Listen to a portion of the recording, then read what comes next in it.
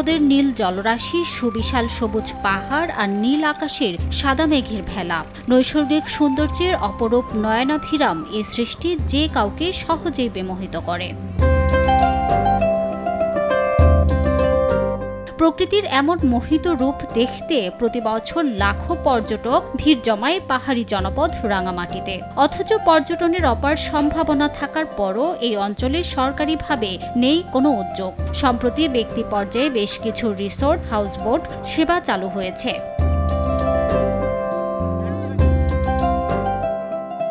উদ্যোক্তাদের দাবি, সরকারি উদ্যোগ, বিধিবিধান, বিদেশি পর্যটক আগমনের নীতিমালা শিথিল, ব্যাংক ঋণ সহজীকরণ সহ বেশ কিছু পদক্ষেপ গ্রহণ করা গেলে রাঙামাটি পর্যটন খাতের জিডিপিতে গুরুত্বপূর্ণ ভূমিকা রাখবে। এলাকার উদ্যোক্তাদের সাথে কিভাবে সেটাকে আরো সমন্বয় ঘটানো যায়, এই কাজটা করা দরকার। কক্সবাজার থেকে বা বান্দরবান থেকে এখানে যদি ইন্টারসিটি একটা ভালো কানেক্টিভিটি থাকে, ট্রান্সপোর্টের মধ্যে একটা সংস্করণ দরকার, সেটা যদি সরকারিভাবে নেওয়া হতো, আমার মনে হয় এখানে রাঙামাটির পর্যটনটা আরো অনেক বেশি এগিয়ে যেত।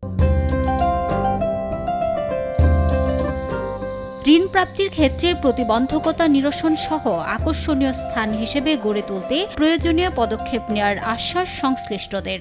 ইতিমধ্যে রাঙামাটি পার্বত্য জেলা পরিষদ হতে পার্বত্য মন্ত্রণালয়ে 1200 কোটি টাকার পর্যটন উন্নয়ন পরিকল্পনা দাখিল করা হয়েছে। কোথায় প্রতিবন্ধকতা রয়েছে সেই বিষয়গুলো যদি আমার সামনে উপস্থাপন করে, তাহলে আমি ব্যাংকের সাথে কথা বলে দেখব যে কোথায় প্রতিবন্ধকতা আছে এবং কিভাবে সেই সমস্যাটা সমাধান করা যায়, সেই বিষয় তখন আমি মধ্যে গ্রহণ করব। রাঙামাটিতে ব্যক্তি পর্যায়ে শতাধিক রিসোর্ট ও 11টি হাউস বোট থাকলেও সরকারি পর্যায়ে একটি ঝুলন্ত সেতু ও মোটেল ছাড়া কোনো স্থাপনা নেই।